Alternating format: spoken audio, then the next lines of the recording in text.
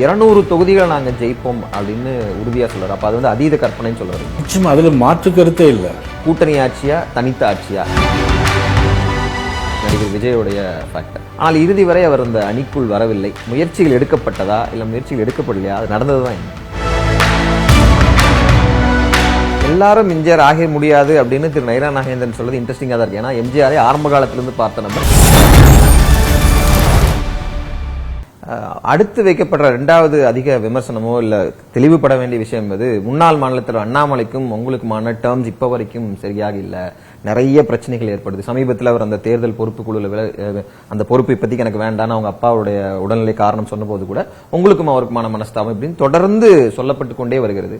அண்ணாமலை அவர்களுக்கும் நயினா நாகேந்திரன் அவர்களுக்குமான அந்த உறவு என்பது எப்படிப்பட்டது?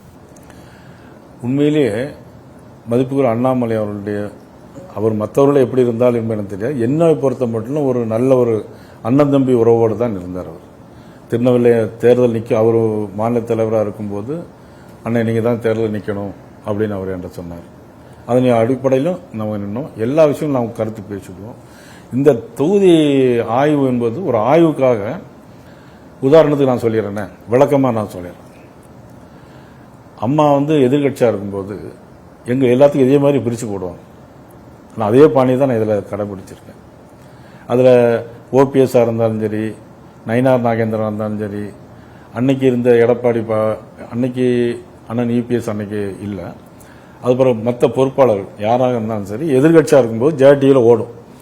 நயினார் நாகேந்திரன் இன்று தர்மபுரியில், நயினார் நாகேந்திரன் கிருஷ்ணகிரியில், அதுக்கு அடுத்த மறுநாள் பார்த்தீங்கன்னா நயினார் நாகேந்திரன் இன்று புதுக்கோட்டை, அதுக்கு மறுநாள் பார்த்தீங்கன்னா சிவகங்கை. நாங்கள் எங்கெங்கே ப்ரோக்ராம் போடுறோமோ எங்களுக்கு அறிவிச்சிருவாங்க. எங்களை 5 டிஸ்ட்ரிக்ட் கொடுத்தாங்க: தர்மபுரி, கிருஷ்ணகிரி, வேலூர், சிவகங்கை, புதுக்கோட்டை. எங்க இருக்கு பாருங்க. எதுக்குன்னா இது ஒரு பரஸ்பர நட்பை வளர்க்கும். ஒரு லீடர் அங்கே போகும்போது அங்கே என்ன நடக்குன்னு தெரிஞ்சுக்கலாம்.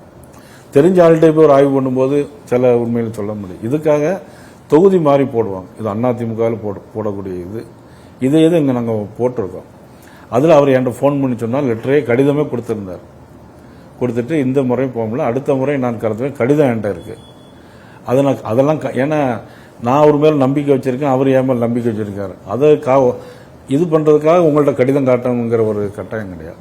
இப்போ கூட தமிழ்நாடு முழுவதும் 20,000 தெருமுனை கூட்டங்கள் நடத்த போறோம். 20,000 தெருமுனை கூட்டம் நடத்த போறோம்.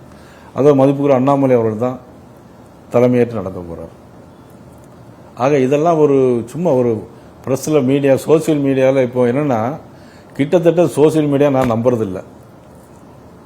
95% பொய் தான் வருது. இல்லை மீடியாவில் ஒரு கார்டு போடுறாங்க, பார்த்தீங்கன்னா அந்த கார்டுக்கு எதுக்கும் சம்மந்தமே இல்லை.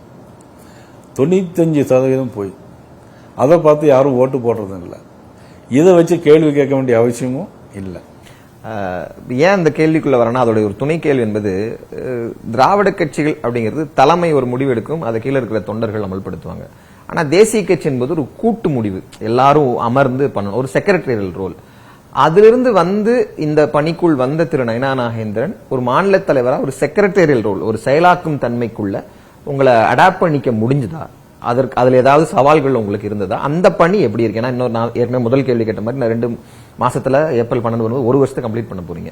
அந்த செக்ரட்டரியல் ரோலுக்குள்ள ஈஸியா அடாப்ட் ஆயிட்டீங்களா? இல்ல, 100% அடாப்ட் ஆயிட்டேன். ஏன் அப்படின்னா, இப்போ ஒருத்தர் ஒரு பதவி கேட்கறான்னு வச்சுங்க, நானா கொடுத்தோம்னா மற்றவங்க ஏன்னு கேட்பாங்க. நாங்க 10 பேர் கோர் கமிட்டி இருந்துட்டு இவருக்கு இதை கொடுக்கலாமா அப்படிங்கும்போது 10 பேரும் சரின்னு சொல்லும் போது அந்த பதவியை நம்ம அவருக்கு கொடுப்போம். அதனால என் மேல யாரும் பிளேம் பண்ண மாட்டாங்க. இவர் இந்த பதவி தரலைன்னு என்கிட்ட கேட்கவும் முடியாது. ஏன்னா நான் மட்டும் நினைச்சு முடியாது, இந்த கோர் கமிட்டி தான் முடிவு பண்ணும். அதனால என்னன்னா நமக்கு ஏதாவது ஒரு கெட்ட பேர் வருவதற்கு வாய்ப்பே இல்லை. அதனால எனக்கு ரொம்ப ஈஸியா இருக்கு.